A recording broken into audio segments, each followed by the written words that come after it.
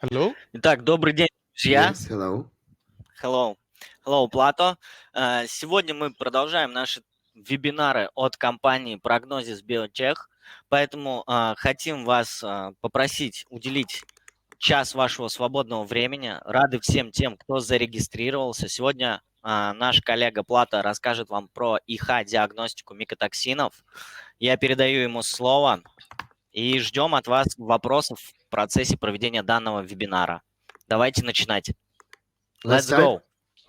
Platon, you have the floor. Thank you very much. Let me introduce myself, first of all. My name is Platon Chizos, and I am the exports manager of PROGNOSIS BIOTECH. Today, we will try to get into some basics regarding mycotoxins and learn more about our company and what we offer, which is different from the rest of the market. Yes. Большое спасибо. Добрый день, дорогие друзья. Позвольте мне представиться. Меня зовут Платон Чизос. Я работаю экспертным менеджером в компании PROGNOSIS BIOTECH. Я расскажу вам немного про нашу компанию, про наши продукты и то, чем наши методы отличаются от всего предложенного нашими конкурентами. So, first of all, I would like to introduce you our company in order to know a few more things about who we are and what we do. We are the last entrant in the mycotoxin and the physicochemical analysis market. Давайте я сперва расскажу про нашу компанию, чтобы понять, кто мы и чем мы занимаемся, потому что мы вышли на рынок диагностики микотоксинов, ИФА и ИХ-тестов. So the company was established in 2011 in Larissa, and it is a privately owned company specializing from the beginning in the food safety and food quality sector. Наша компания была основана в 2011 году в городе Лариса в Греции и с самого начала специализировалась на продуктах по контролю качества и анализу пищевой продукции или сельскохозяйственной продукции. We have developed representative offices in specific countries such as in China, in Spain, in Cyprus, and now next year we will be developing one in France and in Romania. У нас также есть международные офисы. Мы открыли офисы в Пекине, в Китае, запустили в этом году офис на Кипре, и в следующем году планируем открыть еще офисы во Франции и в Румынии. Regarding our current markets, our current global markets, we have a presence in 42 countries, starting from Latin America, Africa, mainly Northern Africa, Asia, and Europe. So more or less 42 countries are our core business, but almost 30 to 40% of our turnover is from European countries. Надо сказать, что наши продукции и рынки, на которых мы работаем, включают в себя практически все континенты. Это 42 страны Латинской Америки, Африка, особенно северная ее часть, и европейские и азиатские страны. Но если говорить про наш годовой оборот, то подавляющее большинство, 30-40%, составляют именно для нас рынки европейских стран. So in the next slide, I would like to tell you a few words about our most important customers worldwide. As you can see, the first and most important one is Cargill, a multinational which has locations in more than 80 countries. На этом слайде приведены логотипы наших ключевых клиентов, крупнейших компаний, и самым значимым, большим и важным из них является Cargill. Cargill – это огромная международная компания, которая работает в более чем 82 странах мира. We currently work with Cargill in 7 different countries, and we work with them from vertically integrated poultry companies up to pure animal nutrition production. Мы сотрудничаем с Cargill в 7 странах и работаем с ними как по полностью вертикально интегрированному выращиванию, производству птицы, так и в пищевых, хозяйственных и питательных добавках. Each one of the rest of these companies is a leader in its own category. Yes, please, Artyom. No, you can go longer. It's okay. So, for example, Group Soufflé is the biggest, it's a French company, and it's the biggest producer of wheat flour in Europe.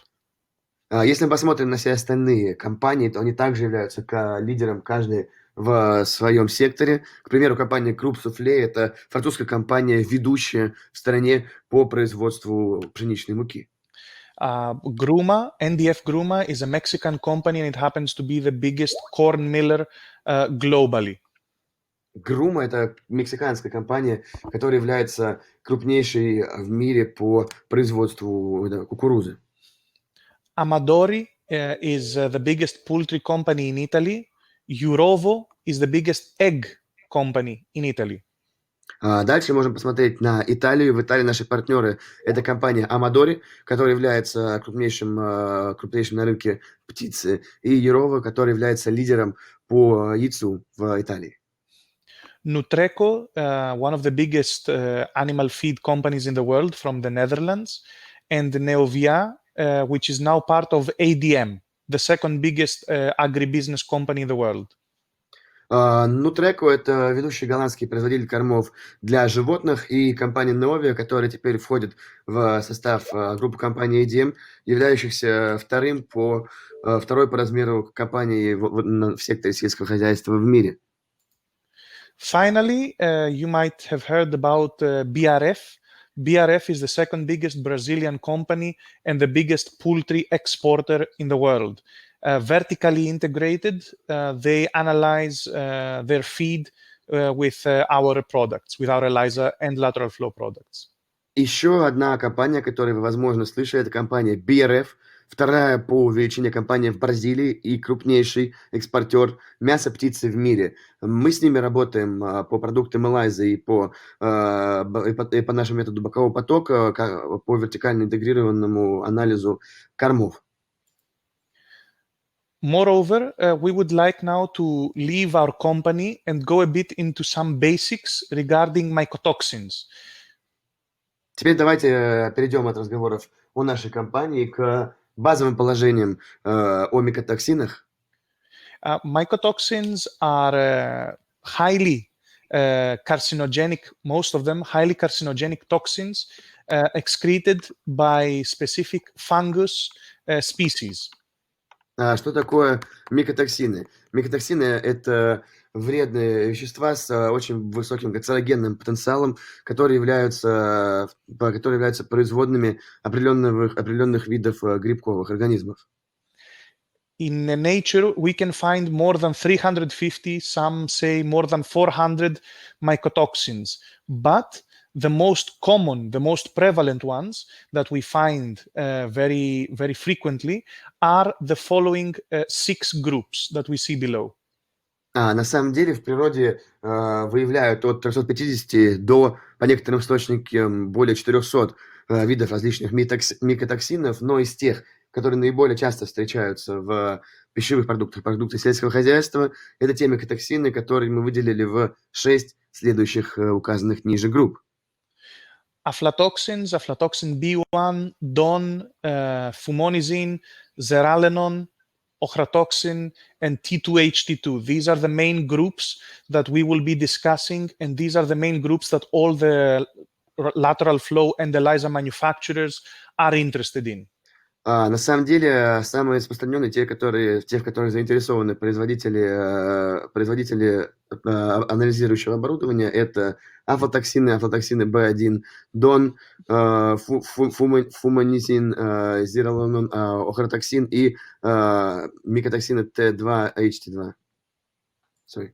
No problem. Oops. Sorry, one moment. No I problem. changed the previous slide. You It was changed. 6. Okay. Yes, you can scroll. No problem. Yes. I'm not actually. So here we can see the main environmental zones which are related to each mycotoxins. So we have some mycotoxins, for example, aflatoxin B1 or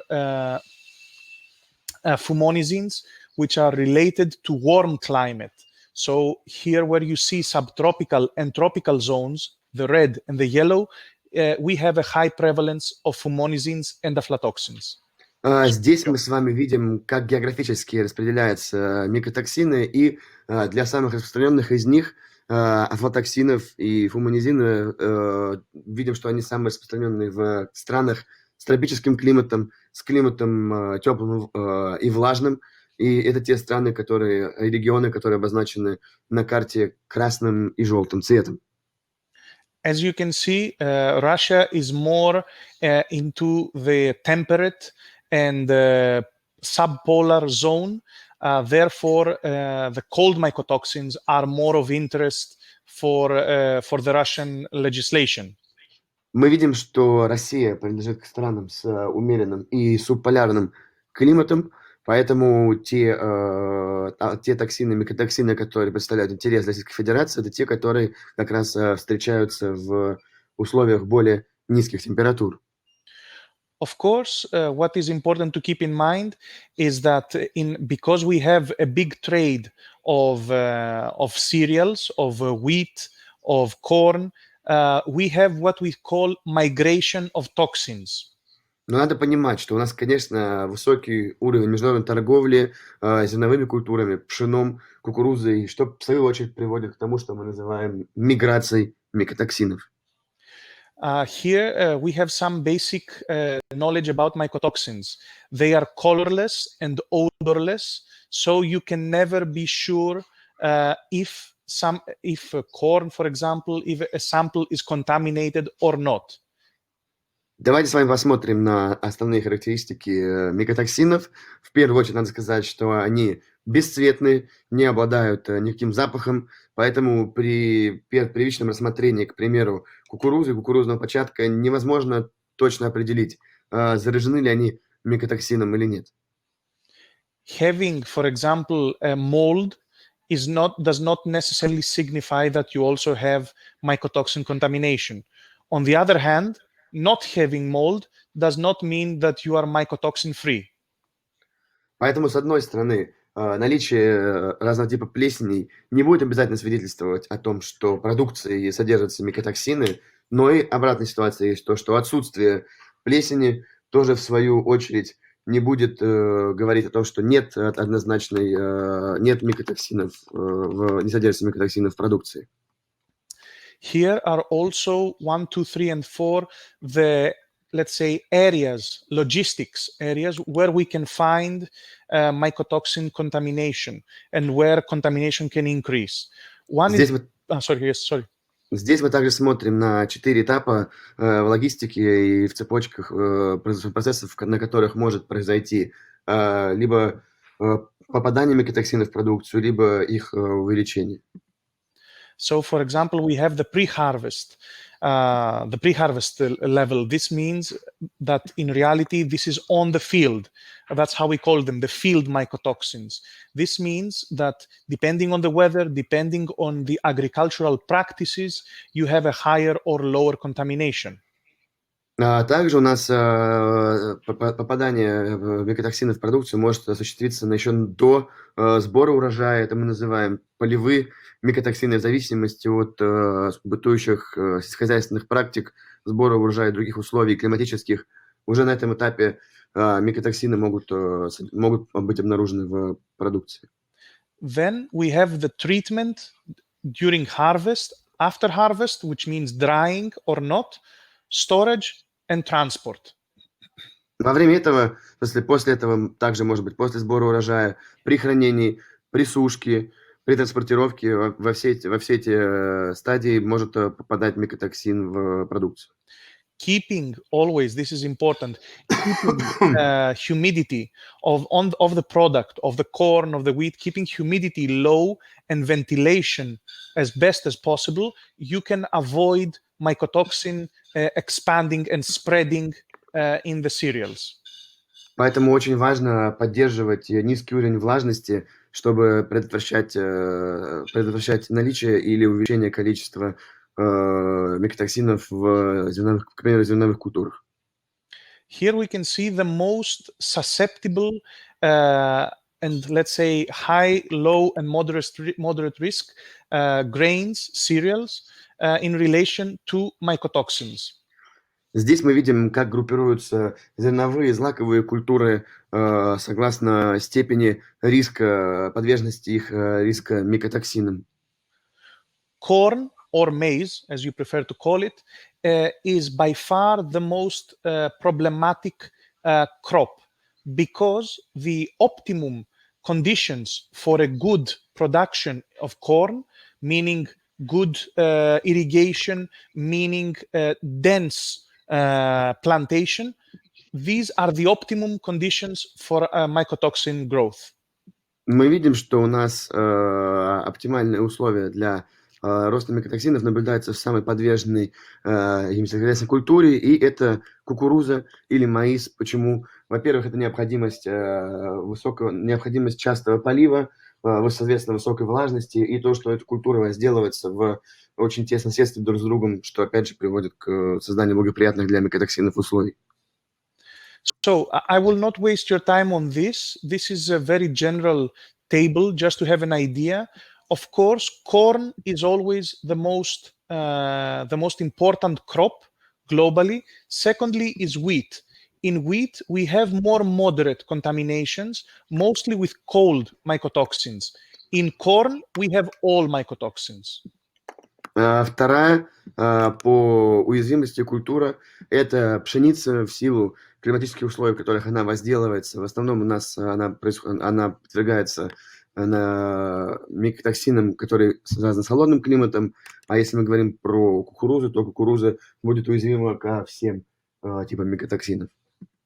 So let's go to the next slide and see the correlation between the most important mycotoxin, which is Aflatoxins, the most important group of mycotoxins, in relation to the milk and to the feed. So, yes, sir.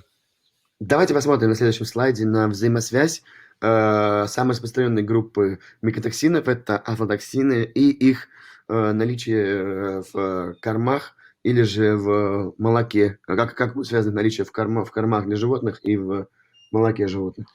Aflatoxin, the word aflatoxin comes from Aspergillus flavus, aflatoxin. Aflatoxin B1 is the most potent natural carcinogenic known to man. Давайте посмотрим с вами на афлатоксины, почему они так названы, потому что они являются вторичными метаболитами грибков рода Aspergillus flavus, то есть Aspergillus flavus, и афлатоксин из них, самый распространенный B1, является самым сильным природным канцерогеном. Imagine that in specific countries like India, like Kenya, Sub-Saharan Africa, we have had serious outbreaks of people dying of liver cancer, clearly related to high dosage of aflatoxin B1. Надо привести здесь печальную статистику и примеры из таких стран, как Индия, Кения и другие страны из региона Суб-Сахара Африки. Там огромное количество людей, умирающих от рака печени, который у них наблюдался в связи с потреблением большого количества афлатоксина B1. So let's go and see what is the relation between aflatoxin B1 in feed and aflatoxin M1 in milk. Давайте теперь посмотрим, какая будет взаимосвязь между содержанием афлатоксина B1 в кормах животных и вследствие в их молоке. First of all, it is important to understand that mycotoxins in general are located in spots. You can have 10 non-contaminated kernels and 1 contaminated in the same bunch. В первую очередь надо сказать, что афлатоксины не встречаются точечно, поэтому у нас, если возьмем один початок, то в одном початке, допустим, 10 зерен может быть не заряжено, и одно из них будет как раз содержать в себе афлатоксин. This means that if you want to have a real idea of aflatoxin B1 contamination, you have to do the best sampling as possible. We will talk about this in the next slides.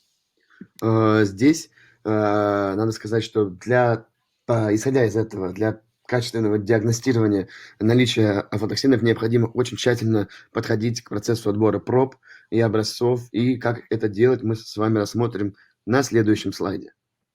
Here we just want to say that you have a specific amount of B1 in the feed this is metabolized by the liver or in the rumen, of the cow, for example, and then it is excreted in the milk at a much lower portion, but still possibly highly carcinogenic. Мы видим, что, к примеру, корова, съевшая корм, в котором содержится афлатоксин, он у нее перерабатывается в рубце и попадает затем в молоко. Понятно, что не все, что будет низкий уровень попадать в молоко, но даже этот низкий объем афлатоксинов в молоке может обладать все равно высоким канцерогенным эффектом. On this slide, I don't want to focus too much. This is just something useful. It correlates each mycotoxin group, each mycotoxin, with a number of matrices. As you can see, once more, maize or corn is the most important and the most dominant, let's say, cereal. Здесь у нас на этом слайде приведены разные группы микотоксинов по тому, в каких матрицах они встречаются, и мы видим наглядно из этой таблицы, что кукуруза является наиболее уязвимой сельскохозяйственной культурой.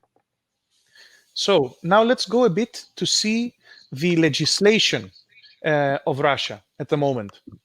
Давайте теперь с вами посмотрим на особенности законодательства Российской Федерации, связанным с микотоксинами. The Russian legislation correctly focuses in relation to aflatoxins on aflatoxin B1. Россия в своем законодательстве в первую очередь при контроле микотоксинов фокусируется на афлатоксине B1. Of course, there are other aflatoxins also, like B2, G1, and G2. But our experience from analysis, not only prognosis experience, but globally, says that aflatoxin B1 is usually more than 90% of the total aflatoxins. Конечно, мы должны понимать, что помимо этого есть и другие афлатоксины из этой группы, G1 и другие, но надо понимать, что 90% случаев заражения пищевых продуктов афлатоксинами – это афлатоксины именно B1. Of course, there we have aflatoxin M1 also, which is related to milk. We have two different DON, deoxynivalenol limits. And of course, a zearalenone limit, which is related to the basic cereals, corn, wheat, and barley. Помимо этого, мы видим, что у нас есть допустимые пределы содержания дона или деоксиниваленола. Оно у нас применимо к молоку. Помимо этого, у нас есть требования по концентрации встречаемой zearalenone. It is very important. This is just something informative. It is very important to use ppb and ppt and ppm, parts per million, parts per billion, or parts per trillion, in order to always be on the same page. Мы видим, что здесь просто для вашей информации те единицы измерения, в которых мы измеряем содержание микотоксинов в пищевых продуктах, это может быть ppm, части на миллион, ppb, части на миллиард, и ppt, части на триллион. All mycotoxins except aflatoxin M1 are usually measured in ppb and in some cases in ppm. Aflatoxin M1 is measured in ppt. Все афлатоксины, как правило, кроме афлатоксина M1, измеряются либо в ppb, то есть частей на миллиард, либо в ppm, частей на миллион. А афлатоксин M1 измеряется в единицах ppt, то есть это часть на триллион. Sorry. Yes. So now let's try to see what is the impact of aflatoxins and mycotoxins in general. Давайте посмотрим в целом на то, какой эффект, какое последствие будут оказывать микотоксины на животных. There is a first very important rule that monogastrics, which means chicken, poultry, and swine, are much more susceptible and sensitive to mycotoxins in comparison to ruminants.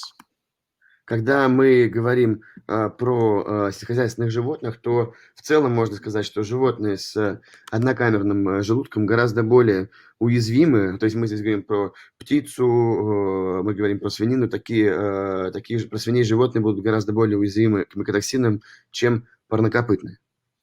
Mycotoxins produce long-term symptoms. Rarely, only in cases of very high dosage, they can produce immediate symptoms. Прошу прощения, жвачечные животные. Мы видим, что даже при потреблении небольшого количества микотоксинов мы увидим следующие выраженные симптомы в животных. The basic symptom that is produced in all species, whether it's pigs, chicken, or cows, or humans, is the gastrointestinal dysfunction, which means that there is a reduced feed intake. We eat less. Первый симптом, который будет характерен вообще здесь для всех животных, для жвачных, для свиней, для куриц и для людей, это дисфункция желудочно-кишечного тракта, что приводит к сниженному потреблению пищи. То есть просто животные или люди меньше едят. Then, of course, we have some species which are very susceptible to specific toxins. For example, pigs, when they are contaminated with DON, deoxynivalenol, they vomit. That's why also DON is called vomitoxin. Но мы также можем сказать, что есть определенные животные, которые будут более уязвимы к разным группам микотоксинов. К примеру, свиньи очень уязвимы к деоксиниваленолу, или то, что мы называем ДОН. У них от этого начинается рвота, поэтому также деоксиниваленол называется рвотным токсином. More information on this we can discuss case by case. For example, about the problem that the poultry has in terms of estrogenic anomalies related to zearalenone. Помимо этого, можем еще говорить про эстрогеновые аномалии, которые встречаются в птице при потреблении ими в пищу, содержащей зераленол продукции. Now let's go to the impact on humans. As we know, aflatoxin B1 is by far the most carcinogenic natural substance known to man. Давайте теперь посмотрим на негативные последствия потребления афлатоксинов людьми. Надо сказать, что в этом контексте, повторюсь, афлатоксин B1 является наиболее сильным природным канцерогеном, известным нам.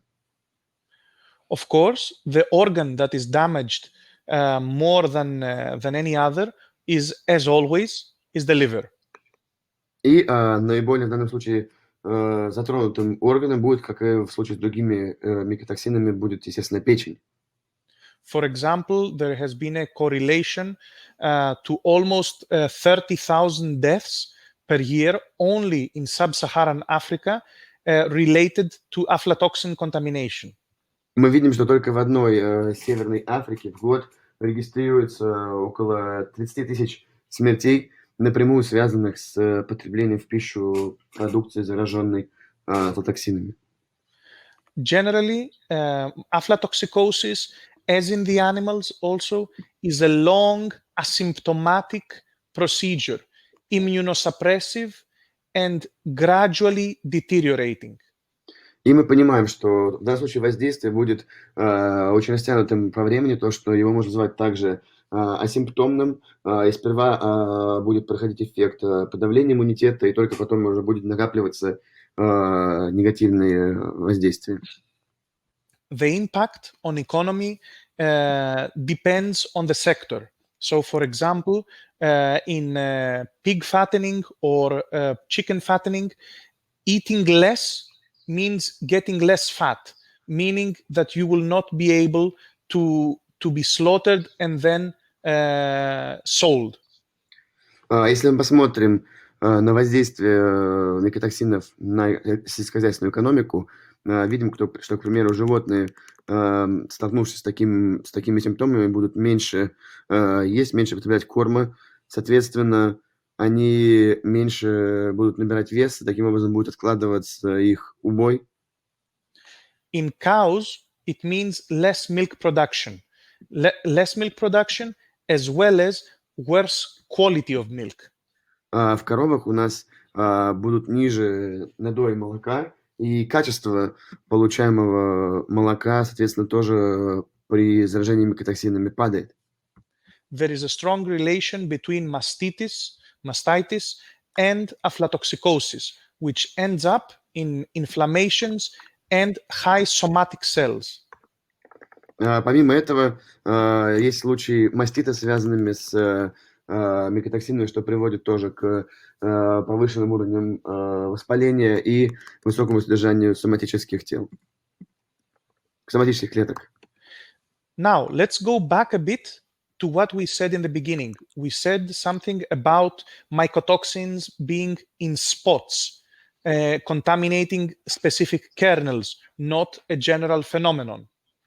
Давайте теперь вернемся к тому тезису, который мы уже освещали ранее, к тому, что микотоксины встречаются локально, очагами, и, к примеру, в кукурузном початке это может быть определенный очаг, и вокруг него будут незатронутые зерна, а не какой-то общий уровень заражения. In milk, things are much easier because in milk we have liquid, which is 100% homogenized. В молоке все проще, потому что молоко у нас на 100% гомогенно, там если где-то видится такая ситуация, она будет встречаться везде.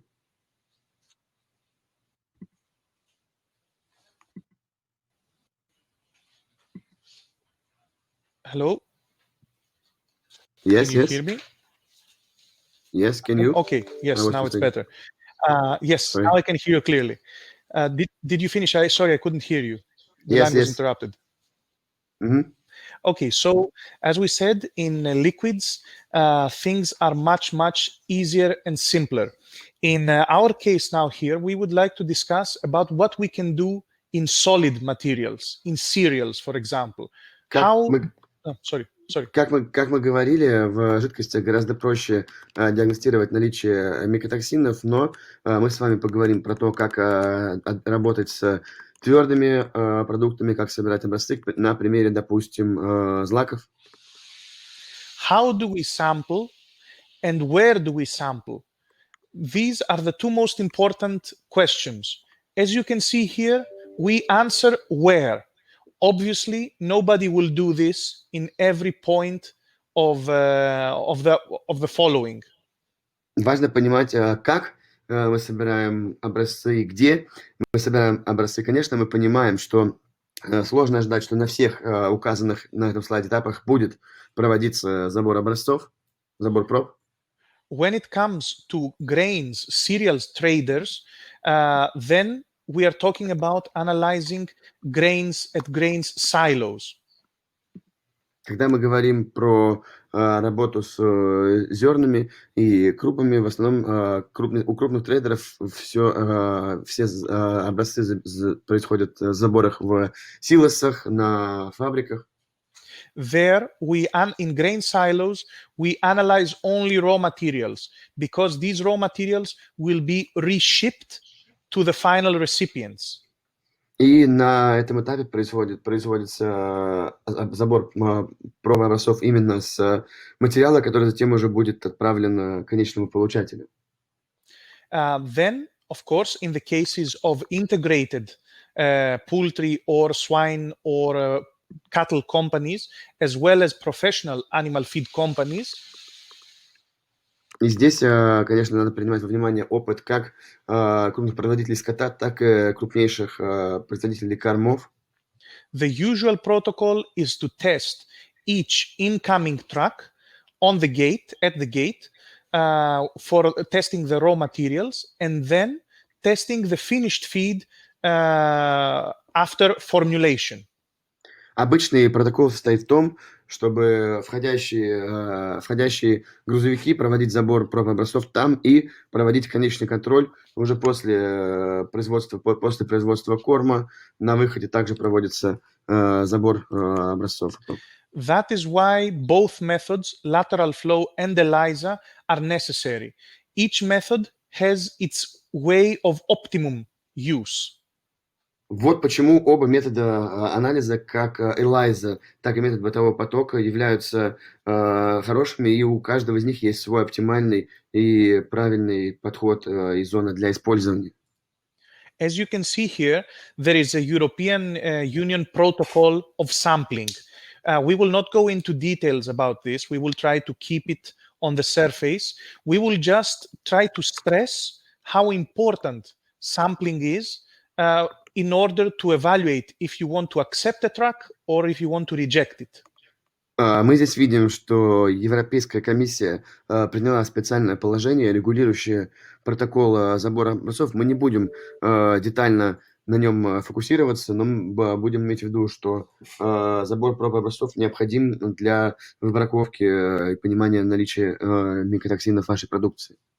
The most important is to get a representative sample from each track, grind it, and homogenize it. Самое важное – получить репрезентативные образцы с каждого из входящих грузовиков, затем измельчить их и довести их до однородного состояния. That is what exactly these reference material and proficiency test providers do. Именно это и делают поставщики и те, кто проводит оценочные тесты. The most important one of them is FAPAS, which is a UK company, and they offer these proficiency tests and reference materials on a big range of matrices. Самая важная из этих организаций – это FAPAS, организация в Великобритании, которая предоставляет справочные материалы, диагностические тесты и предоставляет эти материалы тесты по очень широкому ряду матриц.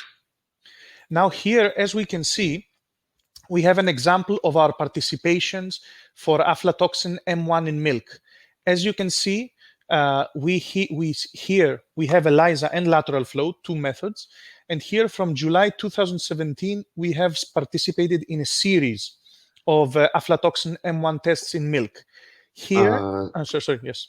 Смотрите, здесь мы видим результаты участия нашей компании в диагностических тестах на выявление афлатоксина М1 в молоке. Наша компания принимала участие в этих тестах с 2017 года и по настоящее время. И видим, что результаты здесь проведены по обеим методикам, используемся в наших тестах. Это как методика ELISA, так и методика бокового потока. As you can see, from -2 up to +2 z-score are all the acceptable results for accredited laboratories. We have managed to have all our results between -1 and +1. Мы видим, что у нас здесь проведен разброс результатов, и результаты, полученные по тестам по нашим методикам, будут варьироваться по z-значению от -1 до +1. In the next slide, we will see in relation to DON. Again, here, as you can see, the main matrices since 2017 are corn, animal feed, and wheat flour.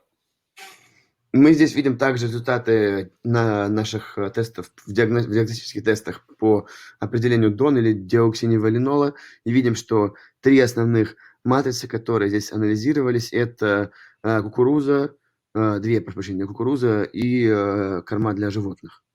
Again, here, the results are the best possible, as close as possible to 0.0.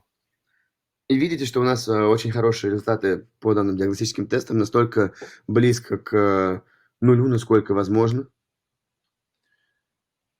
Finally, we would like to show you our results for aflatoxin B1. Again, in corn, animal feed, peanuts, and this, yes, in those matrices. И здесь видим результаты наших продуктов в диагностических тестах по афлатоксину B1. И мы смотрим по таким матрицам, как, опять же, кукуруза, корма для животных. Yes? Finally, yes. Now, let's go into the methods. The main methods used for mycotoxin analysis are chromatographic methods, HPLC and LC-MS, and immunoassays, ELISA and rapid tests. И мы видим, что основные методы, которые применяются при анализе содержания микотоксинов в продукции, это либо методы использования хроматографии, HPLC, FLC, и ИФА, тестирование, это ELISA и тестовые полоски с методом бокового потока. So 20 years ago, HPLC was, even until 10 years ago, HPLC was the main method for detecting mycotoxins. But as mycotoxin awareness grew and more samples were being analyzed, the manufacturers improved and have, in my opinion, surpassed, the manufacturers of ELISA have surpassed the HPLC quality. И мы видим, что если до определенного момента доминирующими методами тестирования были HPLC и FLD, то сейчас уже методы на ИФА-тестов ELISA дошли до подобной техники, дошли до высокой точности. So what we want is to understand which method we should use and why. Our proposal is based on ELISA and lateral flow, rapid tests. Здесь видно, какие мы применяем методы в своих технологиях. У нас в первую очередь это ELISA и метод бокового потока. Here in this slide, you can see some basic details on both of these technologies that we produce and that we propose. Здесь мы смотрим на основные детали, информацию по тем техникам, которые мы используем, и тем методам, которые мы предлагаем. Direct competitive ELISA and typical lateral flow immunochromatographic assay. Мы смотрим, как у нас будут отличаться технологии ИФА, это ELISA, боковой поток. So let's go now into our products. Let's go with some details. First of all, we have BioShield ELISA series. My colleague had discussed more about this before. ELISA, I'm sorry, yes. Давайте посмотрим на линейку продукции, которую мы предлагаем. Первое – это BioShield серия, продукты, основанные на методе ELISA. Про них до этого рассказывал вам мой коллега. One standard Mycotoxin series is again the same ELISA method, just with one standard. Yes, sure, please, Artyom. Помимо этого у нас есть метод One Standard, это то же самое технология ELISA, но реализована только для одного стандарта. Our focus today will be based on some specific, on three specific points. Сегодня мы с вами все-таки осветим три конкретных аспекта тестов. Specifically on symmetric green in milk, in grains, and of course we will not give a big focus on that, in fish. Мы посмотрим на применение продукта Symmetric Green в молоке, для молока, зерна и не так подробно, но тем не менее в рыбе. Now, here we have our basic lateral flow series. As you can see, we have two products called Symmetric Extra Sensitive with a methanol extraction. These two products are the most versatile products which can analyze also animal feed, but they are strictly related only to Aflatoxin B1 and Aflatoxin total. Мы смотрим на две линейки продуктов. Это Symmetric Extra Sensitive. Там будет высокий уровень, высокая точность диагностики. Но надо сказать, что для их экстракции используется 70% метанол. И они работают только для афлатоксина B1 и общих афлатоксинов. But our innovative proposal is the Symmetric Green series. As you can see, one symmetric for each mycotoxin, Aflatoxin B1, total, ochratoxin, etc., all with one common extraction without any organic solvent. И надо сказать, что наши уникальные продукты, линейка, которую мы предлагаем, это линейка продуктов Symmetric Green. Там есть тесты на определение любых микотоксинов B1, общие охротоксины, донзон и других. И что характерно для этой линейки продуктов, в них не используется никаких растворителей. This is our biggest advantage as a technology. That is why we propose this specific series for the analysis of raw materials, not finished feed, raw materials. So, Самое большое преимущество именно в этом состоит нашей продукции. Мы предлагаем еще раз эти продукты для анализа сырья, еще раз повторюсь, не для анализа конечных продуктов, то есть в данном случае может быть корм. In finished feed, it must be with a validated matrix.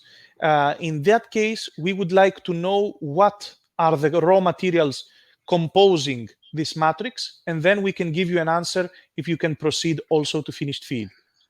Для готового корма необходимо работать по валидированной матрице, поэтому нам необходимо знать состав сырья, из которого произведен корм, чтобы мы могли понять, можно ли провести тест уже на готовом корме. These are our products related to lateral flow for aflatoxin M1 in milk. Вот у нас продукты по диагностике с помощью бокового потока, определения афлатоксина М1 в молоке. In reality, the one that is related to the Russian legislation is the last one, symmetric M1 1000. Тот продукт, который соответствует требованиям российского законодательства, это последний здесь в списке Symmetric M1 1000. So let's move to the next one. So here is our main point. So we have one common extraction for all the toxins. We have no use of organic solvents and the same standardized protocol of 5 minutes. Здесь приведены все уникальные преимущества наших тестов. Первое – это единая экстракция для всех микотоксинов, встречающих в зерне. Второе – это нет необходимости использования органических растворителей. И третье – это то, что используется для всех микотоксинов одинаковый, простой, 5-минутный протокол. It is very important to have in mind that we have offered the easiest way of analyzing. So you receive a raw material sample from a truck and you want to test it for 5 or 6 mycotoxins. You can do this. You do one extraction and then you analyze each mycotoxin. And then you can read all the sticks together inside the reader. Очень важно, что вы можете взять, допустим, один образец и до 6 полосок обработать, то есть на все виды микотоксинов проводите экстракцию, загружаете в аппарат и можете увидеть по всем микотоксинам, как показывает себя данный образец.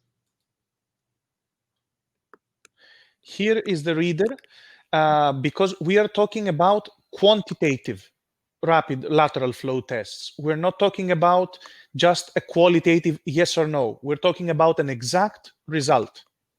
Вот как выглядит прибор. И надо сказать, что это количественный анализ, то есть мы получаем не ответ в формате «да», «нет» присутствия микотоксинов, а мы получаем точный количественный результат.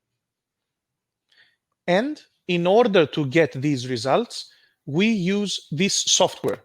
This software, as you can see, will give you an exact result, and then you can produce a report in PDF or in Excel with the name of your sample. Для получения результатов мы используем наше собственное программное обеспечение. Это S-Flow, которое позволит вам результаты сформировать в форме отчета. И отчет вы сможете сделать в PDF или в Excel, где у вас будет примеры содержания различных микотоксинов в образце. This will give you access to full traceability, being able to understand a sample when it starts from the silo, from the elevator, until the end in a factory. Таким образом, получается полная отслеживаемость на всех этапах для образца от силоса и до кормовой фабрики. Therefore, This is more or less our proposal, our concept regarding lateral flow, in addition to ELISA, as my colleague had done previously. Вот что мы предлагаем, вот наше решение по тестам с помощью технологии бокового потока. И эта информация дополняет ту информацию, которую мой коллега до этого рассказывал про метод ELISA. Thank you all very much for your time and for your attention. Спасибо большое, дамы и господа, за ваше время и за ваше внимание. This is it from my side. У меня все. Дорогие друзья, мы рады, что вы присутствовали на нашем вебинаре. Вот, благодарим огромное спасибо Платону. Надеемся на ваши вопросы. Пожалуйста. Мы в текущем режиме будем на них отвечать. Если вы, к сожалению, не смогли сейчас как-то составить свои вопросы, мы ждем их на нашу официальную почту info@cintivolab.com, либо звоните нам на горячую линию с понедельника по пятницу 8495-545-4939. С удовольствием расскажем вам более точно о продукции, вышлем вам все протоколы, сличительные испытания. И ждем ваших заявок, как говорится. Thank you very much, Platon, for your presentation. If we have any questions, we'll direct them through ЦИНТИВО to your email. So thank you very much. Thank you. Thank you as well, Artyom. Thank you for the excellent translation. Thank you.